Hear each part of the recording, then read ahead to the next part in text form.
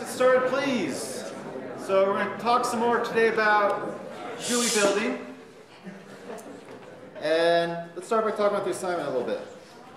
So, questions on lights out? Question? Is it okay if you use an anonymous class to handle like inputs and like actions? Okay, so we're going to talk probably Monday about anonymous classes, but if you already know about them, you can use them. So that doesn't answer much of a question for anybody else, probably. But any other questions? How's it going?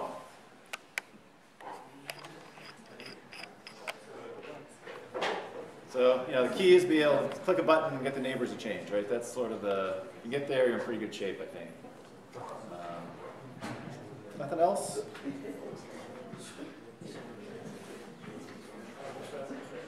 Question? I have a question about like the general formatting.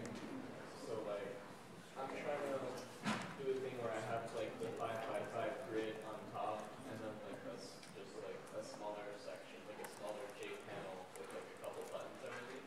I tried using like the box layout where it tries to split it through like the y-axis, but even when I try to set like a preferred size, it just keeps it like an even 50-50 split.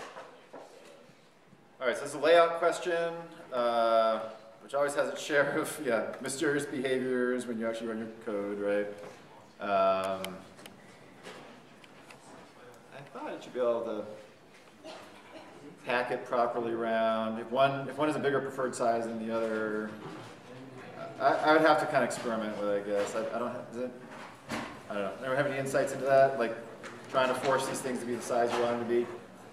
My buttons, show up in a nice little row, I guess. Anyway, I can't answer it without knowing kind of what. There's a lot of complicated interactions between preferred stuff and dimensions and all that kind of stuff. But if you're stuck on it, send me some code and I can take a look and see if I can help you. Anything else? Yeah.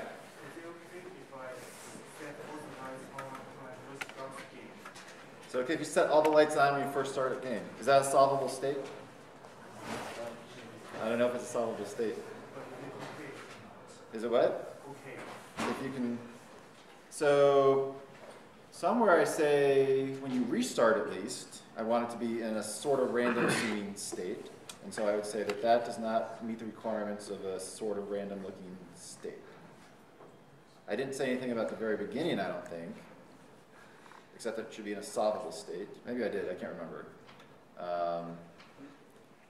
But I would say if your restart button lets you scramble the board and be in a solvable state, why not use that as well for the beginning of your game?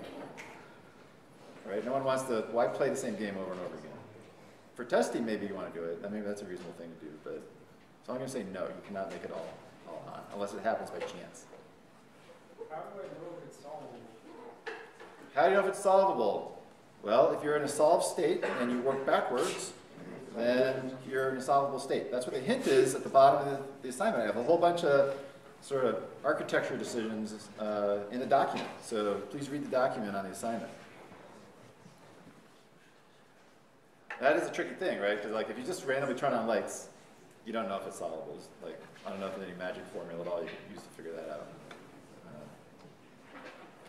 So have it all off, and then virtually click buttons going backwards, and you'll get to it quickly like a random state.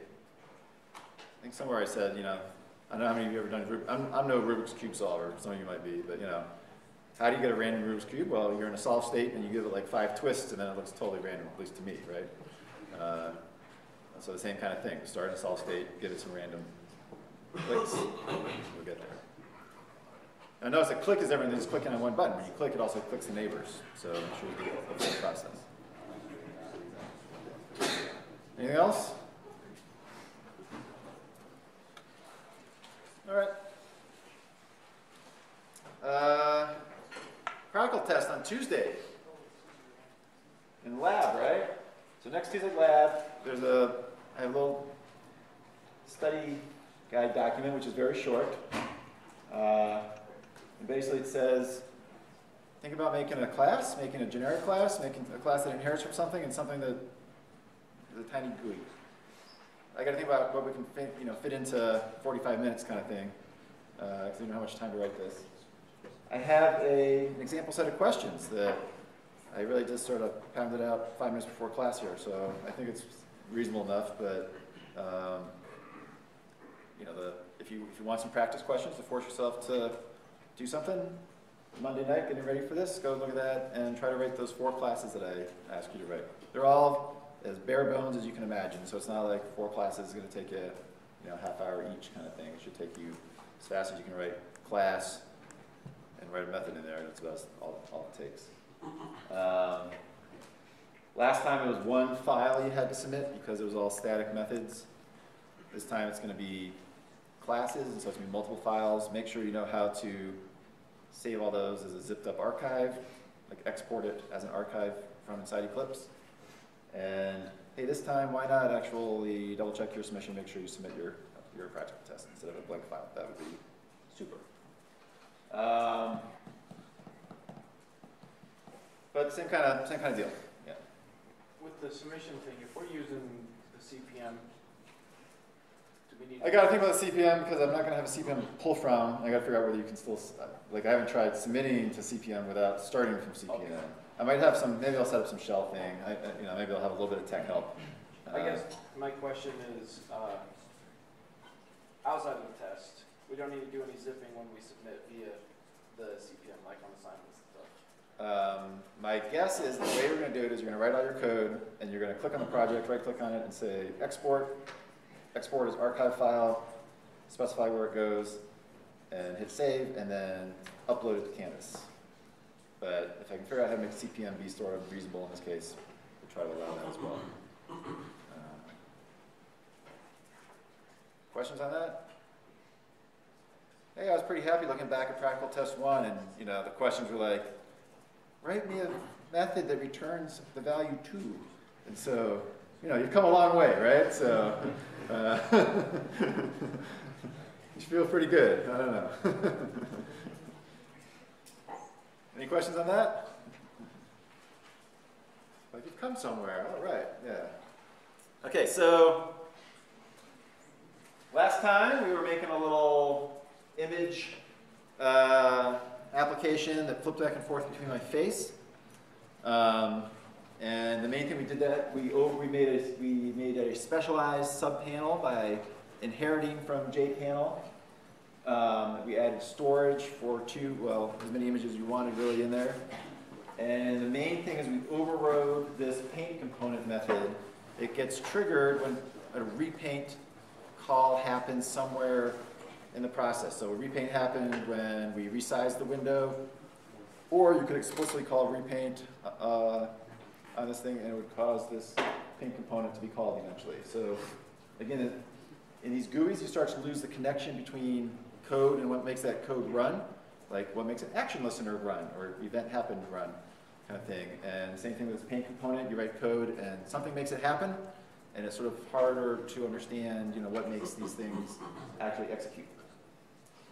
So I wanted to today talk about a whole bunch of other ways to make things happen in GUIs. And Java Swing has got a lot of different little ways you can interact with programs. So I want to, let's run this program again just to see what's going on. So I had my image panel basic that stores images and says which image we're on. And we constructed that with a single one, and then later I added another one. And I said I wanted it to be as big as the image. And I had a way to add another image later. And then in the paint components, we painted the panel first, the thing we inherited from, through the super call. And then I drew the image, and then I incremented in a loop the frame number. Right? So that was really all there is to that.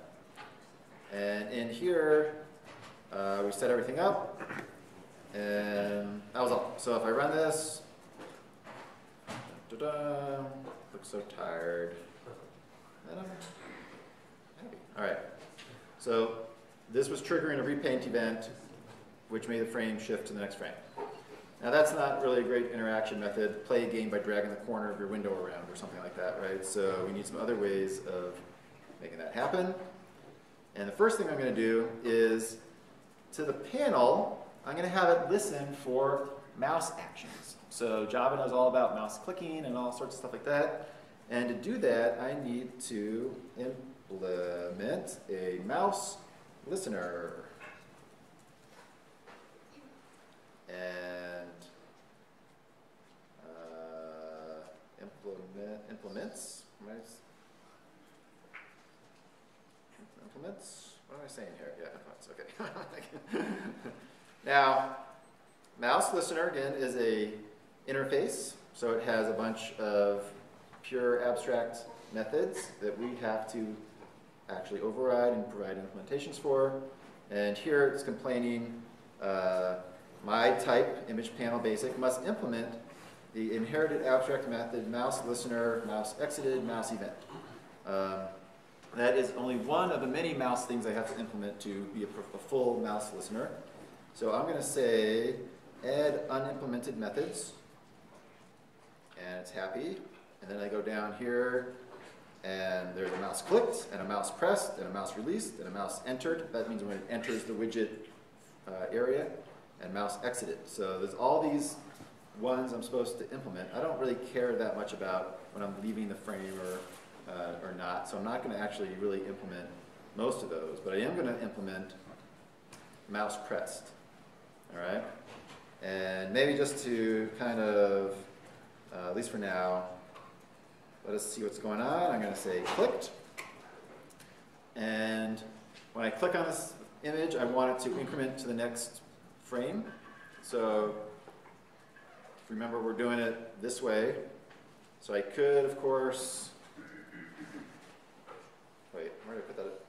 I clicked, I put it in the wrong spot. All right, mouse pressed. So there's a difference between mouse clicked is when you successfully click it. Mouse press is halfway down, and then mouse released was the other way. Sometimes you want to do different actions for each one of those kinds of things. When I move this line, frame number, blah, blah, blah, down here, what do you think about that? We're not making a draw, though. What's that? We're not forcing a draw. We're not forcing a draw, that's one thing. So I need to draw, call a repaint on this. What about this line here? Anyone troubled by this? No trouble?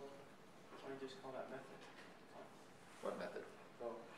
So here I'm doing this, and here I'm doing this. You should be getting all twitchy, uncomfortable, unhappy. No? You're doing the same thing. I'm doing the same thing twice. I don't like doing that. Don't repeat yourself. This is called the dry principle. You'll see it all over the place when people talk about programming. Don't repeat yourself. I'm repeating myself here. So what should I do instead of having this line here and this line here?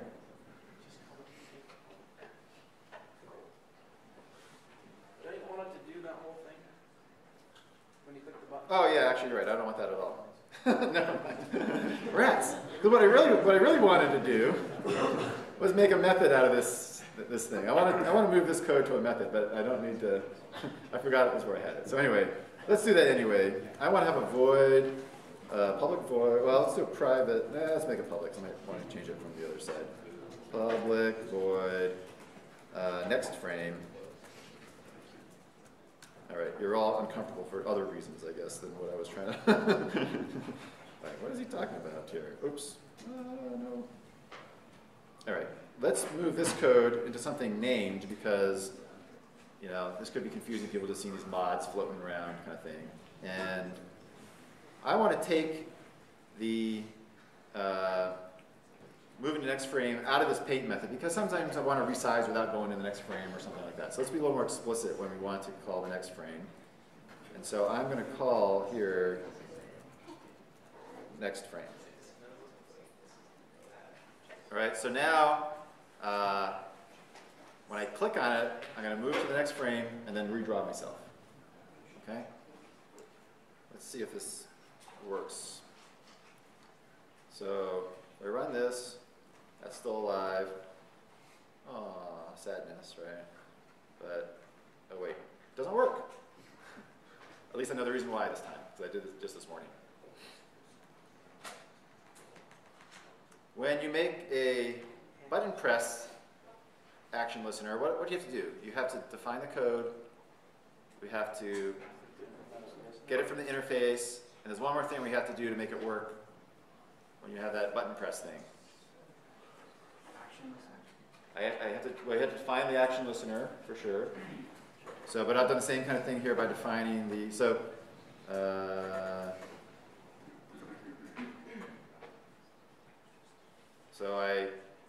I properly implemented my interface. I wrote the code that does that. The one more thing you have to do to these components to make it all tie into the system. What do you do with buttons? You have to add the listener to the component, right? So if I had a button here, I'd have to add my action listener. Here for my panel, I need to add a mouse listener. And what has defined the code that implements the mouse listener interface? I need to pass that object to this method. This is this thing here, show image panel basic, and it does not have a mouse listener attached to it. My panel, which is an image panel basic, is the object that implements the mouse listener interface. Right? So all these things, when you add them, you're adding the thing that implements the action listener, you add the thing that adds the mouse listener, the object that does that. So here, I'm saying panel, add yourself as a mouse listener, which seems like a weird thing to do, but that's what you do. All right? So you kind of remember the old one with add action listener, we would say this, and that's because typically our program had implemented the action listener. Here, I'm adding a mouse listener, and the thing that implements the mouse listener is an instance of this class, which in our case is this panel. So I always forget this, so when you write your nice code and it doesn't work, remember all the steps. You've got to implement the interface, you've got to write the code for the interface, and you have to add it as a listener on the object that should be listening for those actions. Okay? So if we run this again,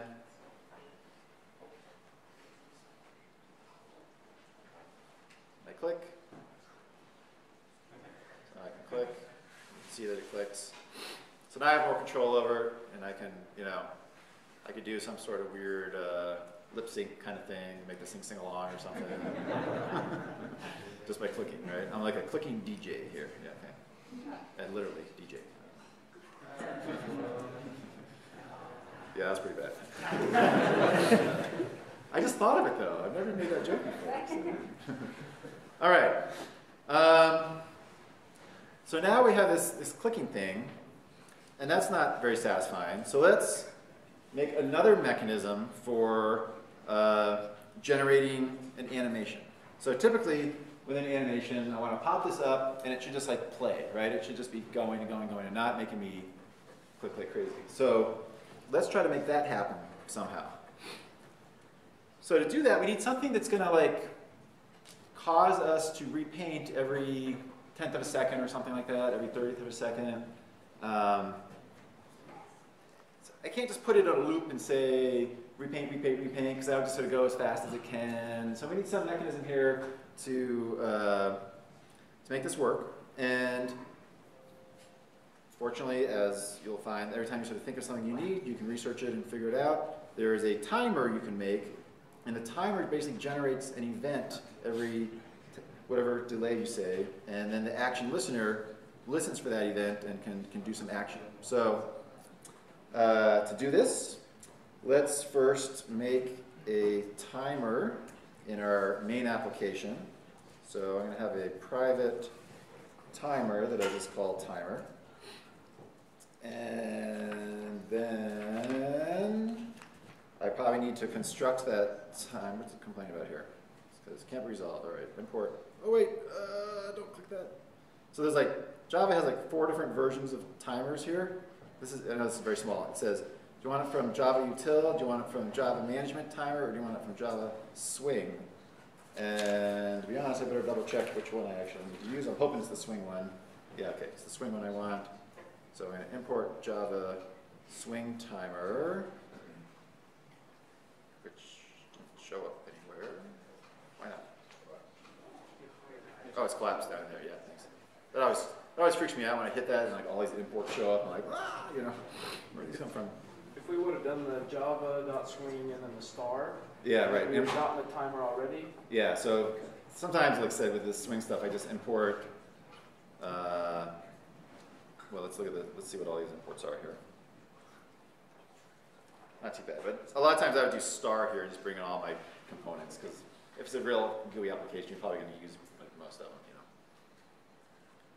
know. All right, go away. All right. So in here, I need to make my timer. So timer equals new timer, and I think I can give a delay when I construct the timer. And the delay is the delay in milliseconds between making an event, all right? So if I want, now I have a hard time thinking, you know, I could say 100 here or something like that. That's a 1/10 of a second delay. And maybe I'll just start off with that and then we'll kind of evolve that to get a little fancier in a minute here. And it's complaining about something. Constructor timer int is undefined. Oh, you also have to say what object this timer is acting on. It still doesn't like that. Okay.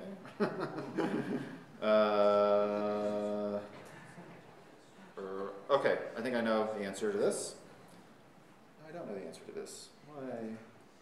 Timer is a new timer.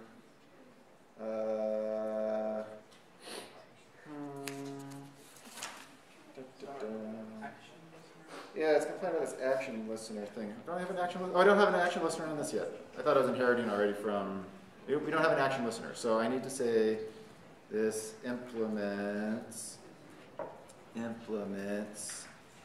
action listener. And we don't know about action listener yet, so we're going to import it. And now it says I'm not implementing it like I'm supposed to. Okay, so we have the action perform we need to implement. Timer is happy because the timer is expecting a delay and then an object that implements the action listener for you. And before I said this was a subclass, it wasn't meeting the definition of a class that implements the action listener. So as soon as I added this stuff up here, this was happy about that. All right. I need to say timer start. And that basically says, okay, when you see start, every 100 milliseconds, every 1/10 of a second, it's going to generate an event that triggers the action listener. So in here, where I do not have a lot of stuff, I don't have to check to see what kind of event. There's only one thing making events for me right now, and that's this timer. And so in there, I'm just going to call panel next frame, and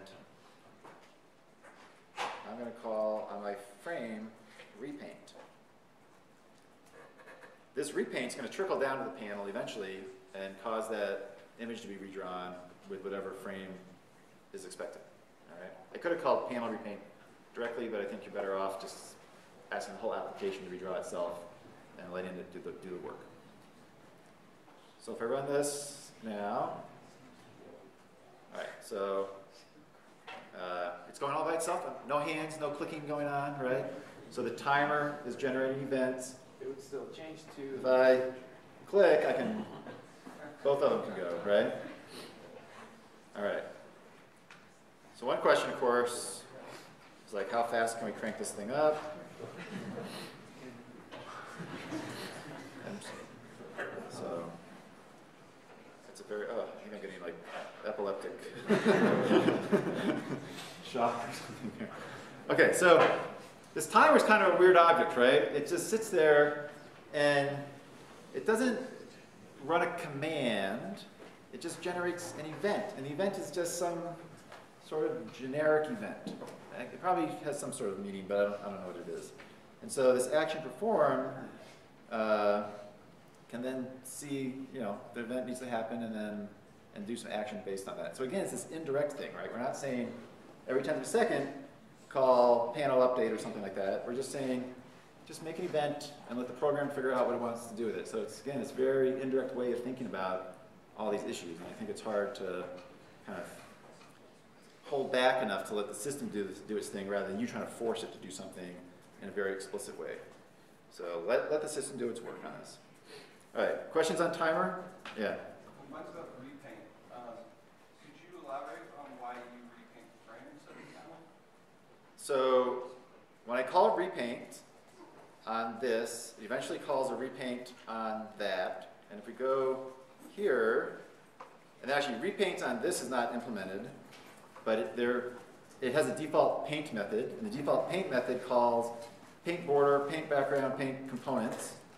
And we have implemented the paint components to draw its background and then draw the image. So repaint just says, hey system, there's something off on our application now and you should figure out how to redraw yourself. And the reason we call it is because it doesn't actually happen right then. It happens when this sort of event loop is ready to start letting the window redraw itself, right? So it sort of puts a little marker saying, when you're ready and have some computational power, go ahead and redraw yourself. Nothing else is happening, so it did it very quickly here. But if I just called frame paint components, I could try to do that by first capturing this graphics thing from the frame and all that stuff. I could call it directly, but I'm not letting the system sort of work at its own pace at that point. I'm just sort of forcing the issue. And you'll find at some point you're doing something where that gets in conflict and you sort of have trouble. So this just says, hey, when you're ready, paint yourself. And it goes through all these methods, working its way down to this thing, and finally draws the image. But so it seems, again, like, very indirect, but this is sort of the right way to say, I want something to be redrawn. Just call it repaint on it. Okay, so timer, milliseconds, something that has a listener, it works. So if you're making it like a game, somehow you'd have a timer at 60 frames a second, whatever you want, and that would be sort of the main trigger for each part of your game to kind of animate, right? All right, now let's get a little fancier with this, and let's add a slider to control the speed. All right, so 10th of a frame second, we saw it was exciting for like a little bit, and then we got bored of it, and I want to make it faster, right? So let's allow that to happen as an interface to the program as opposed to me just typing code and changing things. So I'm going to make a private J slider and call it, I'll call it speed, because it's the speed of the animation essentially. And yeah, at this point, I really wish I just imported all of my Java Swing stuff. And let's see, let's make our speed slider. Oops, new J slider. And the question is, what do we want to put in there? And you can give a lot of customization to all these components. And so the first thing I can say is I want to say which direction the slider should go, up and down or left and right. And the way you say that is you specify it as a horizontal slider. And then you want to give a minimum value for the slider. So, a slider, you go to some minimum, to some maximum, you slide it back and forth and picks up values in between, right? So I could say I want my minimum speed to be 0 to basically stop the animation, and max to be 60 or something. And then I give a value that I want to start at, like 15. To be honest, I think these should probably be named variables, not magic numbers. And so I'm going to put in a little more effort here and make a static final int frames per second minimum equals 0 static final int, and I should make these private, I guess. What's the significance of doing the static and the final again? The static means it belongs to the class and not to an instance of the class, so it exists even if you haven't made an object yet. And the final means you can't change it, so I don't want the minimum speed to be changed by the program. It should always be. So if I made a public static final, people could access it but not change it? People could access it but not change it, and they could access it through the class name, so through image panel, showing image panel basic dot FPS min kind of thing. Equals 60. And again, we're doing this just to kind of be a little more maintainable. And maybe these numbers come into play somewhere else, but at the very least, it helps me when I read this code. Instead of having to look up, what is that second parameter there? And it says, oh, it's the minimum value for the slider. I can say, oh, this is the frames per second minimum. That's probably the small value of the slider. And it just kind of makes it a little easier to understand this code. But it's more work, right? And somebody was complaining, oh, okay, need that. And I could set the same thing for the init, but I don't know. Let's just sort of, I'll stop at that. So I make my slider, and I need to add it to something. So I could add it to the frame, or I could add it to the panel. Remember, this panel that shows the image really is a JPanel, and JPanels can hold other components. So I can, even though I'm drawing an image on it, that's sort of like a background image, and I can add buttons and stuff on top of that face if I wanted to. So just to make it, I don't know, a bad design, I guess, let's add the speed slider to the panel. And let's see if it pops up at least here. All right, so here's a slider. It doesn't have any helpful information. There's all sorts of things you can set about, like how many marker ticks you show on it, and you want labels on it. And there's a lot of stuff you can add, but we'll leave it off for now. And this doesn't do anything. Why doesn't it do anything? Is there no action listener? So sliders are different. They don't have action listeners. They have change listeners. All right? Because things change on it. So all of a sudden now, we need to implement action listener, and let's make sure I have that name right. A change listener. All right, so like I said, Java gives you a lot of these options, but there's all these things you have to keep track of. And so I don't write GUIs without having a web browser up pretty tight nearby to make sure I can just keep asking questions and seeing what's going on. Now, of course, it's complaining to me about this. Let's import it. Now it complains about this. If we haven't actually implemented the interface, Eclipse is so, I have to say, just give me a break here. Just give me 5 minutes to do something. But actually, I'm pretty happy here because I can say add unimplemented type methods. I go find it. So it has a state change method that's sort of the same as the action event.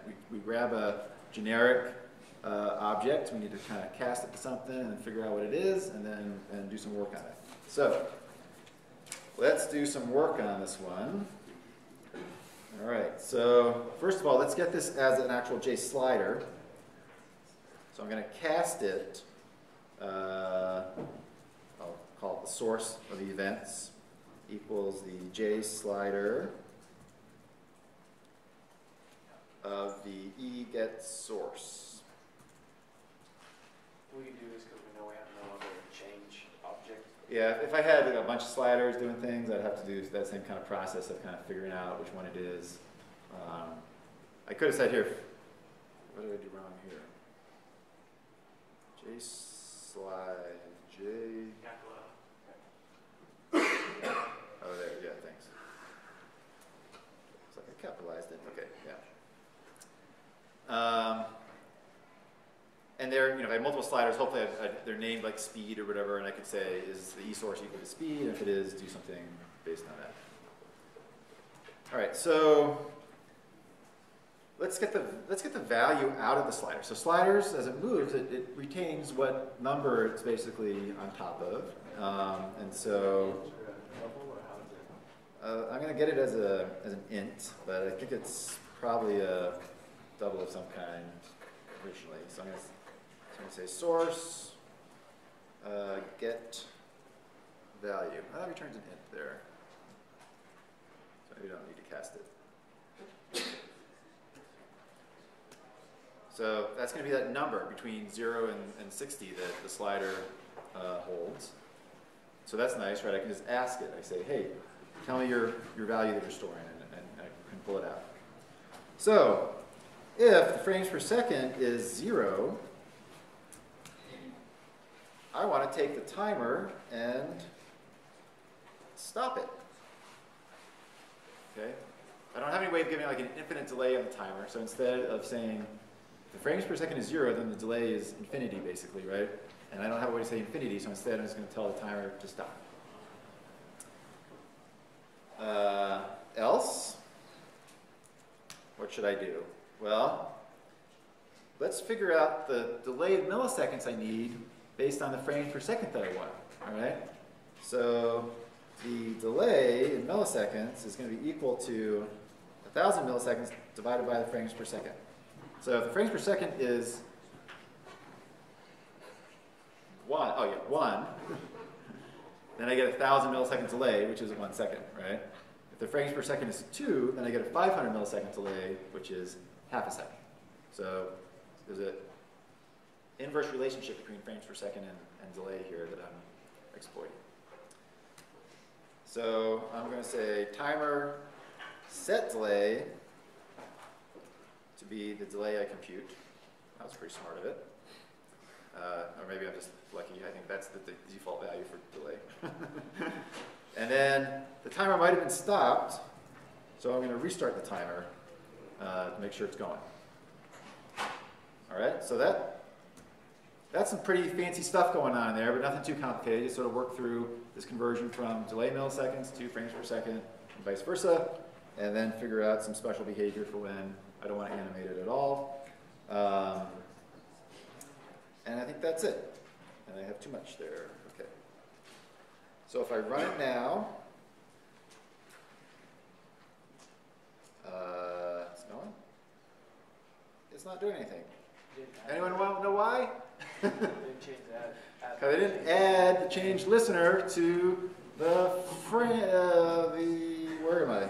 Slider. To this thing, not the slider. This whole application, right? So I need to speed.add change listener, and the object that has implemented the change listener is this. All right? So this class has the state change method that implements the change listener, and so that's the thing I pass to this code. Now let me just say, we're doing all this stuff where this often is like this primary thing, and this holds like all the logic for all the components of your GUI. That's actually not really the right way to do this, and on Monday we'll break it into pieces. So like when you're doing your lights out game and you have your action perform method and it has all these if statements in it, that's ugly. And you should also feel nervous about that. So we will learn how to break that into pieces very soon here. Okay, okay, so if I run this now, it's going fast. Wow, really fast. Slow, slower, and it stopped. Okay. So that works. That's nice, right? All right. All right, questions on that? So slider, sort of the same as buttons, but instead of an action listener, you have a change listener. Instead of implementing, I always forget the name of it, action event. Event performed, you implement state changed. All right. Good on that? Okay, let's try to do one part, let's part way through something else. Let's add some menus to this thing.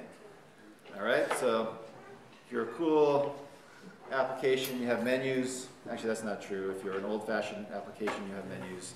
If you're a cool application like on a phone, you don't have any menus, right? You have dancing buttons you push or something like that. So, to make a menu, we need menu items, and we need to set the frames menu.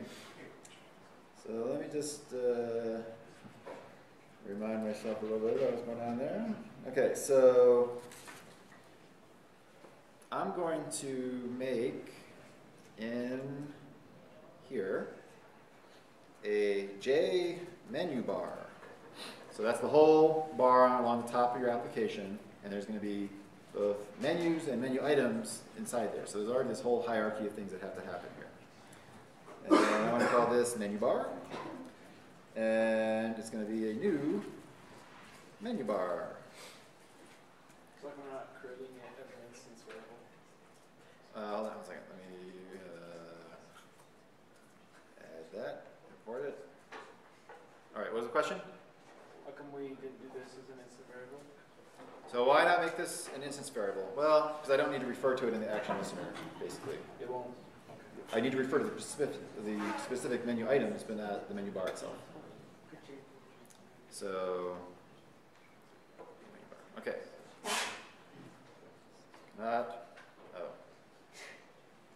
There's something else called menu bar that I did not want, but I've now imported it into my file. I was like, why don't I import it on both sides here? That doesn't make any sense, right? So, okay, so I have a menu bar, and I'm going to make a menu.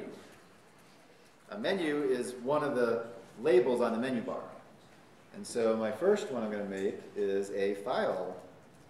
Well, let's not do file menu. That's going to be kind of boring. I don't have time for that. So let's make an animation menu. And that's going to be a new J menu. And I'm going to give it the label that shows up on your screen when you have this thing. So it's going to be called a animation. And of course, I don't know about JMenu, so I'm going to import it. Okay. On my animation menu, I want to make some menu items. And those I need to be able to access to tell which one was actually selected. So up here, I'm going to have a JMenu item. And I'm going to pick a pause item. And I'm going to make this private.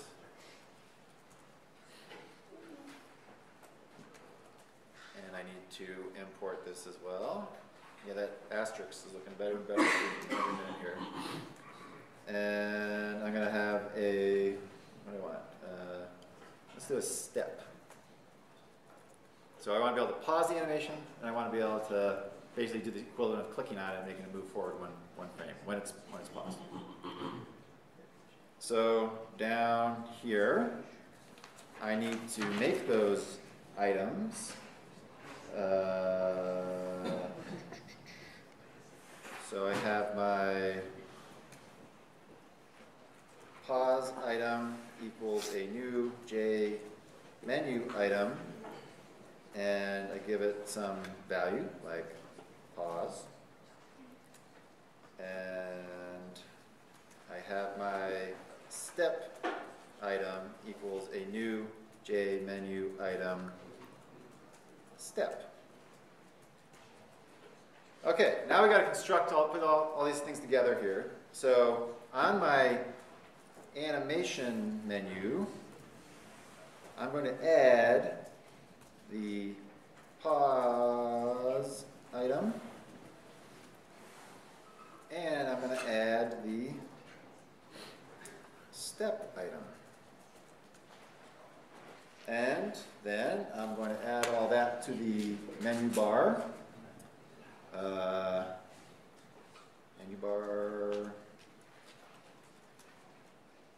Menu bar dot add animation menu. All right, so lots of bookkeeping to get this stuff all done, right? You have to, there's all these layers. There's the menu bar, the menu, and then the menu items that come down. And if I have this stuff, oh, and then on the frame, I need to set the J menu bar to menu bar. All right, so the frame has to know about this object now. So I added all these things to menu bar, and I basically added the menu bar to frame, but I didn't, sort of like the content pane, I did it through this special set menu bar. If I run this now, unhappy, okay. Here's my menu, and it has things in it. Pretty cool, huh? All right, to make those do something now, in the action performed, I can detect these objects. So in action performed, I can no longer blindly go to the next frame. This is the timer is triggering. So instead, I'm going to do our usual if. I'm going to make a little easier name here. I'm going to make an object source equals e dot get source. Just get a little shorter name for it. Then if source equals my pause menu, pause item, then I want to say that the timer should stop. And if source equals step item, then I want to do what? Do that stuff that was already. I want to do that actually, yeah. Just read. Next line, repaint. And so I guess actually step item and timer have the same behaviors here. And so I don't actually need to even distinguish between that, right? But it should be in an else. So that stuff happens. So basically if it's paused, it stops. Otherwise, it goes to the next frame, either through the timer or through the step call. So if I run this now, it's funny that takes a while now. So if I pause, or stop, what did I do right?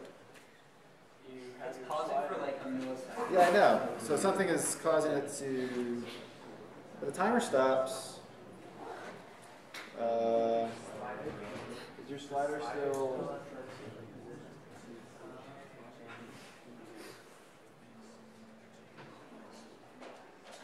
I don't.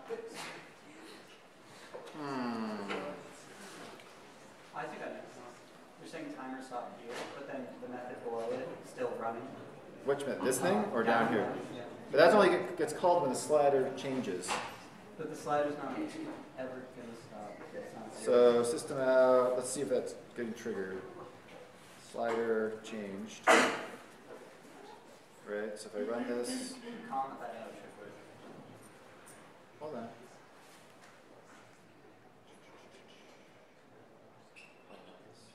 Wait. Oh, did I not? I probably didn't do some add thing or something here. Okay. What did I forget? I need action listeners on those menu items. All right, so we can solve this in 10 seconds and it'll work here. So hold on. So pause item. I mean, it's weird. Every time I forget to do that. I cannot add action listener this and step item. Add action listener this. And it's also weird how long it takes me to realize I didn't add it, you know? Pause. Step. All right. Thank you very much. If you slide that will let it That'll because I had that restart in there. That's why I probably had to restart. Okay. Thus concludeth the lesson.